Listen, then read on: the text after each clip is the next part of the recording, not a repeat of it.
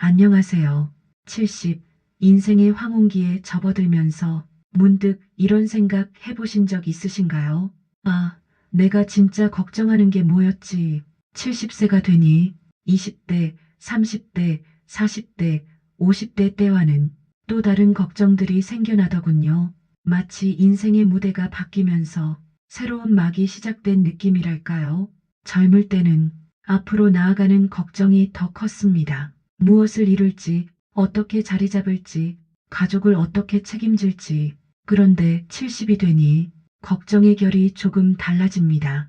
겉으로 드러내지 않아도 조용히 마음속에 자리하는 걱정들, 건강은 괜찮을지, 혹시 기억이 더 흐려지지는 않을지, 나중에 혼자가 되지는 않을지, 자식에게 부담이 되지는 않을지, 생활은 끝까지 유지할 수 있을지, 누가 크게 묻지 않아도 스스로에게 묻게 되는 질문들입니다. 그래서 오늘은 70세 인생에서 진짜 걱정되는 것들에 대해 차분히 이야기해 보려 합니다. 혹시 지금 이 시기를 겪고 계신다면 이 시간이 혼자가 아니라는 작은 공감이 되었으면 좋겠습니다. 천천히 함께 이야기 나눠보겠습니다. 70세가 되면 편해질 줄 알았습니다. 걱정은 다 내려놓을 줄 알았죠. 그런데요, 오히려 더 깊은 걱정이 시작되더군요.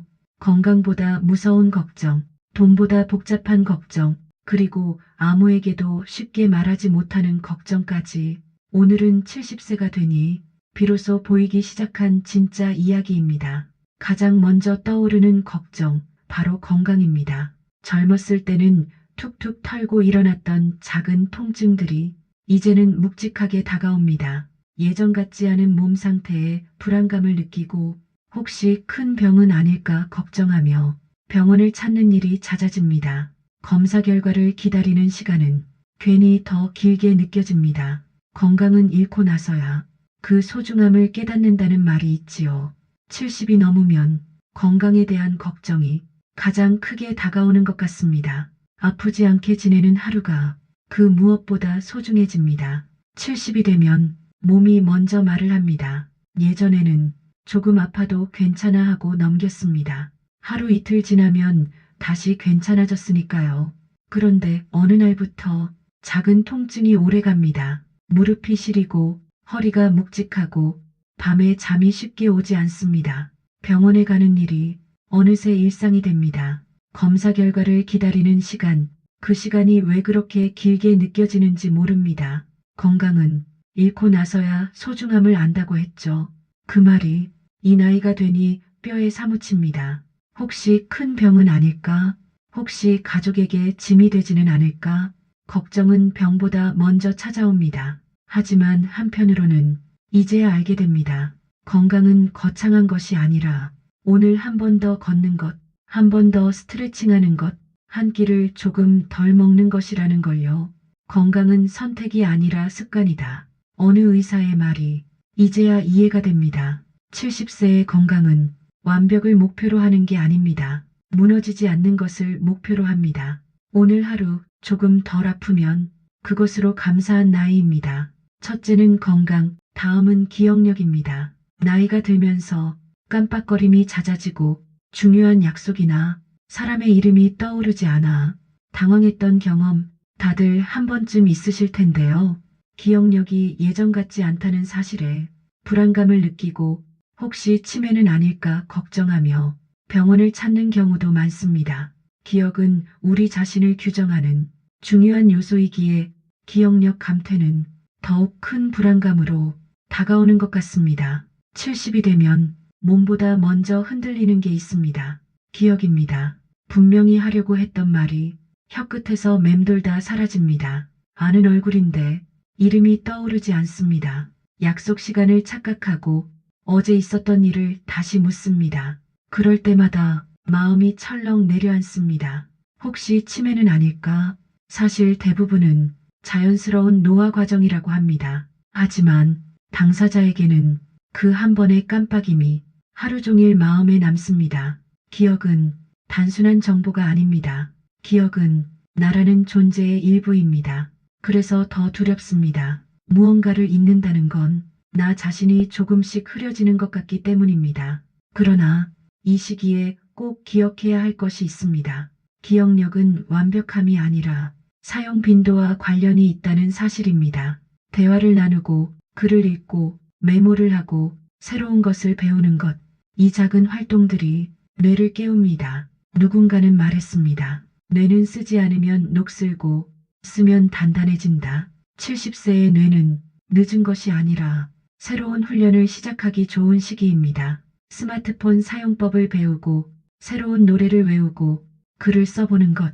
기억은 노력하는 사람을 배신하지 않습니다.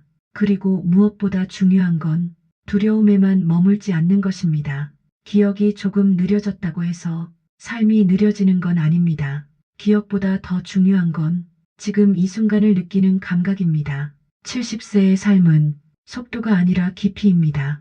조금 느려도 괜찮습니다. 있는 것이 늘어나는 만큼 비워지는 자리도 생깁니다. 그 자리에 평온을 채워 넣으면 됩니다. 첫째는 건강, 둘째는 기억력, 세 번째 걱정은 재정 문제입니다. 은퇴 후 돈이 충분할지, 남은 노후를 어떻게 보낼지, 갑작스러운 지출에 어떻게 대처해야 할지 등 돈에 대한 걱정은 끊이지 않습니다. 특히 예상치 못한 의료비 지출이나 물가 상승, 자녀 양육 지원 등 여러 가지 변수들로 인해 재정적인 불안감은 더욱 커질 수 있습니다. 넉넉한 노후 자금 마련은 70세 이후의 삶의 질을 결정하는 중요한 요소이기에 재정에 대한 걱정은 당연한 것일지도 모릅니다. 70세가 되면 돈의 의미가 달라집니다. 젊을 때는 더 벌기 위한 돈이었습니다. 하지만 지금은 지키기 위한 돈입니다. 통장을 볼 때마다 머릿속 계산이 시작됩니다. 남은 시간, 남은 자산, 예상치 못한 지출, 특히 의료비는 가장 큰 변수입니다. 한 번의 수술, 한 번의 입원, 계획은 쉽게 흔들립니다. 물가는 오르고 금리는 낮고 자녀에게 혹시 부담이 되지는 않을지 마음이 복잡해집니다. 하지만 여기서 중요한 건 충분함의 기준입니다. 남들과 비교하면 늘 부족합니다. 그러나 지금 내 삶에 필요한 만큼이 진짜 기준입니다. 돈은 수단이지 목적이 아니다. 그 말이 이 나이에 더 크게 와닿습니다. 돈은 불안을 줄이는 도구이지 삶을 완성하는 기준은 아닙니다. 재정 계획은 거창할 필요가 없습니다. 지출을 정리하고 불필요한 부담을 줄이고 작은 여유를 만드는 것, 그리고 돈보다 중요한 관계를 놓치지 않는 것. 70세의 재정은 부자가 되는 싸움이 아니라 안정되는 싸움입니다. 불안이 올라올 때마다 스스로에게 묻습니다. 지금 이 순간 나는 충분한가? 70이 되면 가족이라는 단어의 무게가 달라집니다.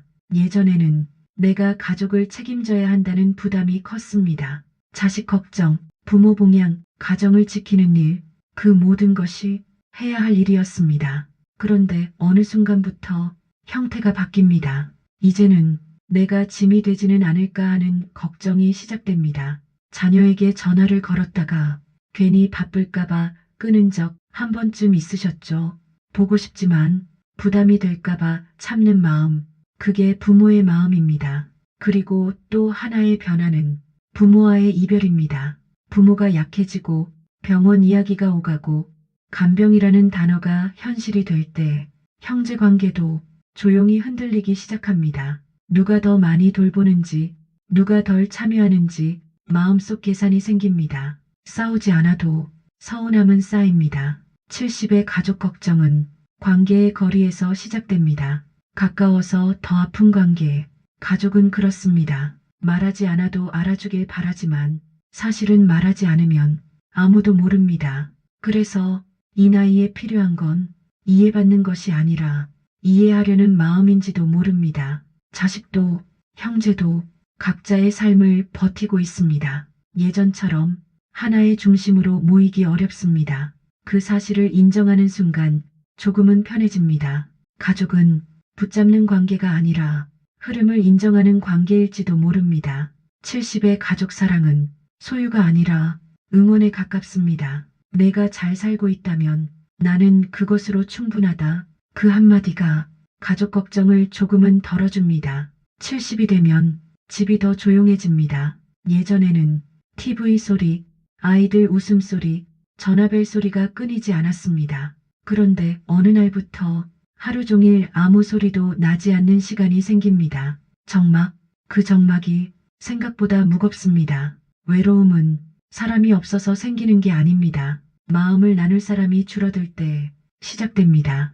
오랜 친구가 하나둘 떠나고 몸이 불편해 모임이 줄어들고 예전처럼 쉽게 어울리기 어려워집니다. 문득 이런 생각이 듭니다. 나를 기억해 줄 사람이 점점 줄어드는 건 아닐까? 그 생각이 마음을 서늘하게 만듭니다. 외로움은 자존감과도 연결됩니다.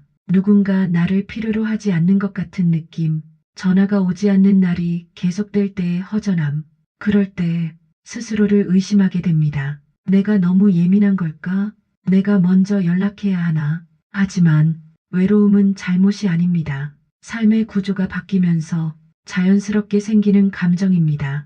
중요한 건 외로움에 머무르지 않는 것입니다. 사람은 관계 속에서 숨을 쉽니다. 꼭 큰 모임이 아니어도 됩니다.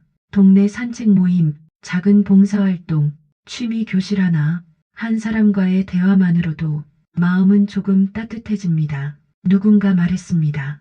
외로움은 혼자 있는 것이 아니라 연결이 끊어진 상태다. 70의 삶은 연결을 다시 만드는 시간일지도 모릅니다. 나를 먼저 열고 작게 다가가고 천천히 이어가는 것. 외로움은 사라지지 않을 수도 있습니다. 하지만 덜어낼 수는 있습니다. 그리고 무엇보다 스스로와의 관계를 회복하는 것이 중요합니다. 혼자 있는 시간에 나를 미워하지 않는 것, 스스로에게 따뜻한 말을 건네는 것, 괜찮아, 잘 살아왔어. 그 한마디가 외로움을 조금은 줄여줍니다. 70의 외로움은 끝이 아니라 새로운 관계를 찾는 신호일지도 모릅니다. 여섯 번째는 생활 안전에 대한 걱정입니다. 갑작스러운 사고나 질병, 예상치 못한 위험에 대한 불안감은 누구나 느낄 수 있습니다. 특히 노년기에는 신체적 능력 저하로 인해 사고의 위험이 높아지므로 생활 안전에 대한 걱정은 더욱 커질 수밖에 없습니다. 안전한 환경을 만들고 건강 관리에 힘쓰는 것이 중요합니다. 70이 되면 몸의 신호가 달라집니다. 예전에는 하루 무리해도 하룻밤 자면 괜찮았습니다. 하지만 이제는 계단 한 번 헛디디는 일이 마음에 오래 남습니다. 혹시 넘어지면 어쩌지? 혹시 혼자 있을 때 쓰러지면? 이 혹시라는 단어가 점점 많아집니다. 실제로 큰 사고가 없어도 가능성만으로도 불안은 자랍니다. 밤에 화장실을 갈 때 불을 꼭 켜는 이유, 문단속을 몇 번이나 확인하는 이유, 이제는 조심성이 습관이 아니라 생존 전략이 됩니다. 건강검진 결과를 기다리는 며칠은 이상하게 길게 느껴집니다. 병원에서 의사가 말을 잠시 멈추는 순간 심장이 먼저 반응합니다. 큰 병이면 어쩌지? 이 나이의 불안은 통증보다 결과를 더 무서워합니다. 그리고 또 하나, 아프면 누구에게 연락해야 할지 머릿속으로 미리 그려보게 됩니다. 자녀에게 전화할까? 형제에게 부탁해야 할까? 그 생각 자체가 마음을 무겁게 합니다. 그래서 더 건강하려고 애씁니다. 걷기 운동을 시작하고 음식을 조절하고 영양제를 챙깁니다. 사실은 더 오래 살고 싶어서가 아니라 민폐가 되지 않기 위해서 70의 건강 관리는 자존심과 연결됩니다. 혼자서 할 수 있다는 감각, 스스로 생활을 유지할 수 있다는 확신, 그게 무너지지 않길 바라는 마음입니다. 하지만 기억해야 할 것이 있습니다. 두려움은 조심하게 해주지만 삶을 멈추게 해서는 안 됩니다. 넘어질까봐 걷지 않으면 근육은 더 빨리 약해집니다. 아플까봐 집에만 있으면 마음이 먼저 병듭니다. 완벽한 안전은 없습니다. 대신 현명한 준비는 가능합니다. 집안 손잡이 설치, 미끄럼 방지 매트, 응급 연락망 정리. 이 작은 준비가 마음을 훨씬 편안하게 만듭니다. 불안을 없애는 방법은 두려움을 부정하는 게 아니라 대비하는 것입니다. 그리고 무엇보다 혼자서 다 버티려고 하지 않는 것. 도움은 약함이 아니라 지혜입니다. 70의 불안은 삶이 끝나간다는 신호가 아니라 더 소중히 살고 싶다는 증거입니다. 일곱 번째는 사회적 역할에 대한 고민입니다. 사회에서 더 이상 필요하지 않다고 느껴질 때 나의 존재 가치는 무엇일까? 나는 무엇을 위해 살아가야 할까?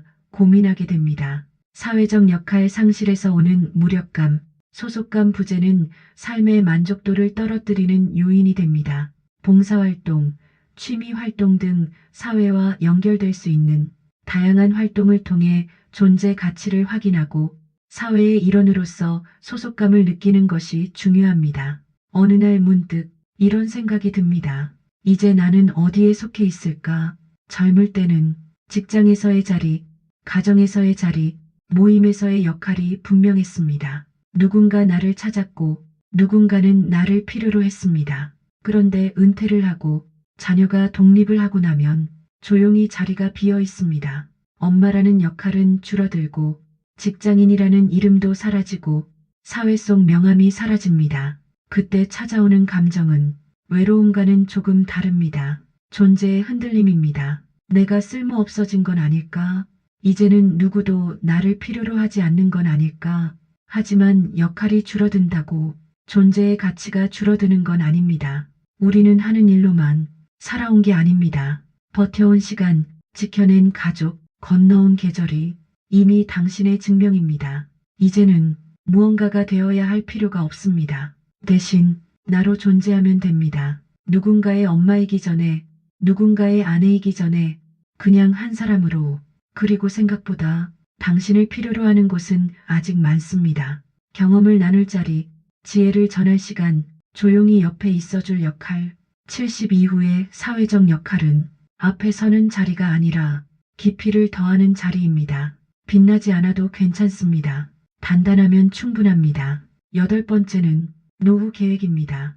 은퇴 후 무엇을 하며 살아갈지, 어떻게 시간을 보낼지, 새로운 목표를 설정하고 그것을 달성하기 위해 무엇을 해야 할지 끊임없이 고민하게 됩니다. 막연한 불안감 속에서 자신만의 노후 계획을 세우고 그것을 실천해 나가는 것이 중요합니다. 나이가 들수록 계획이라는 단어가 조금 무겁습니다. 젊을 때는 10년 후를 그렸고 중년에는 자녀의 미래를 설계했습니다.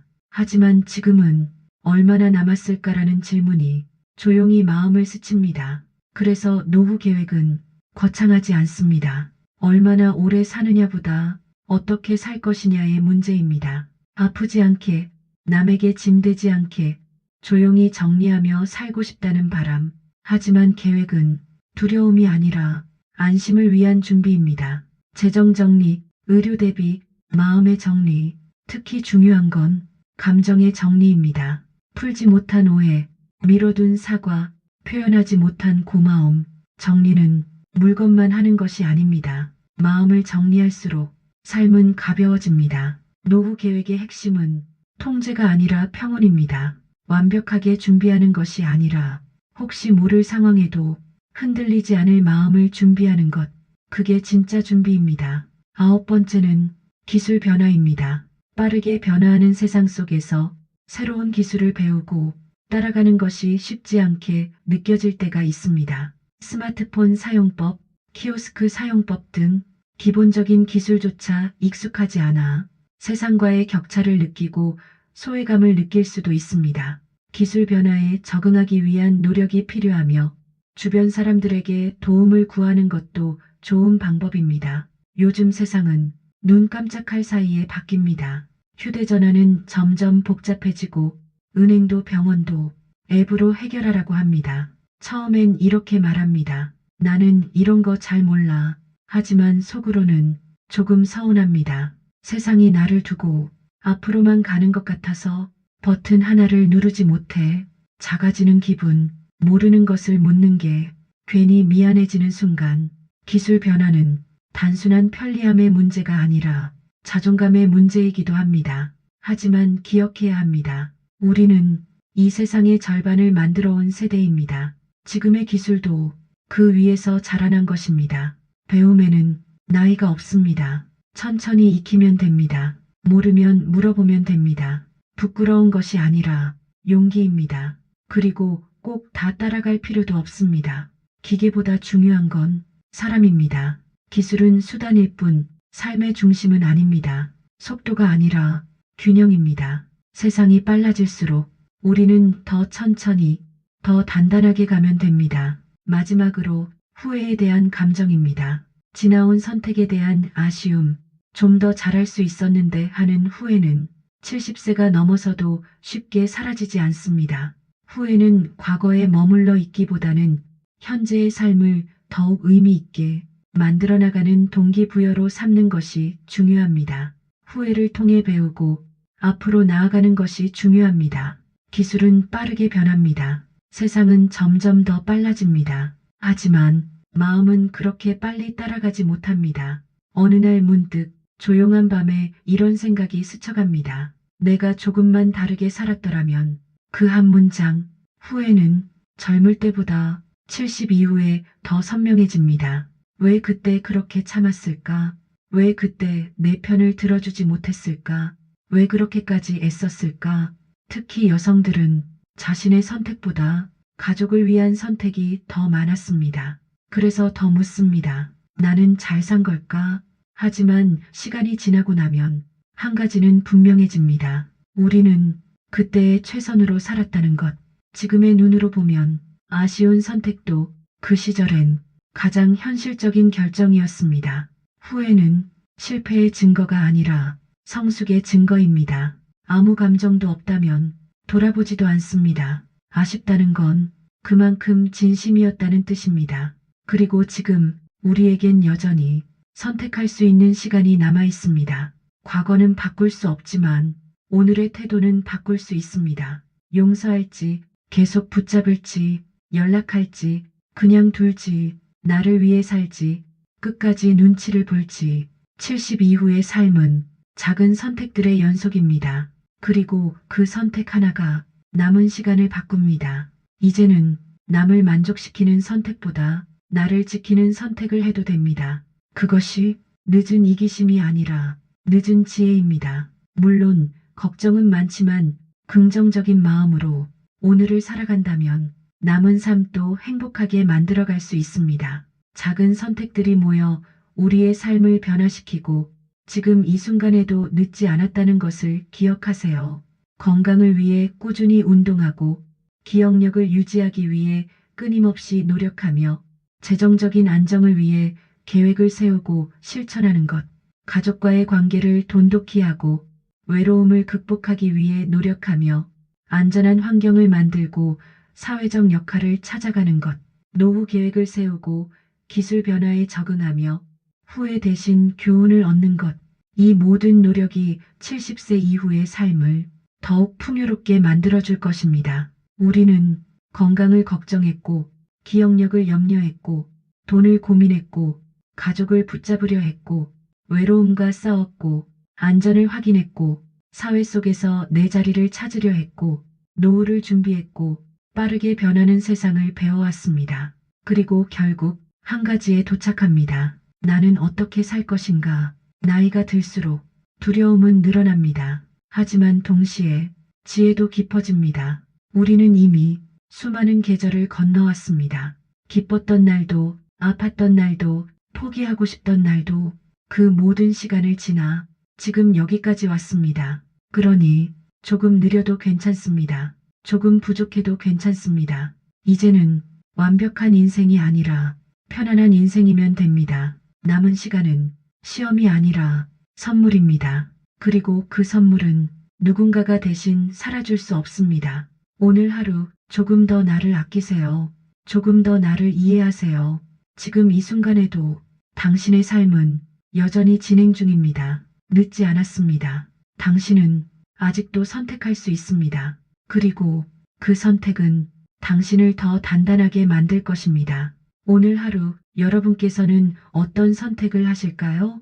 함께 마음을 나누며 작은 순간 하나하나가 모여 행복한 내일로 이어지길 기원합니다. 오늘도 함께 해주셔서 고맙습니다.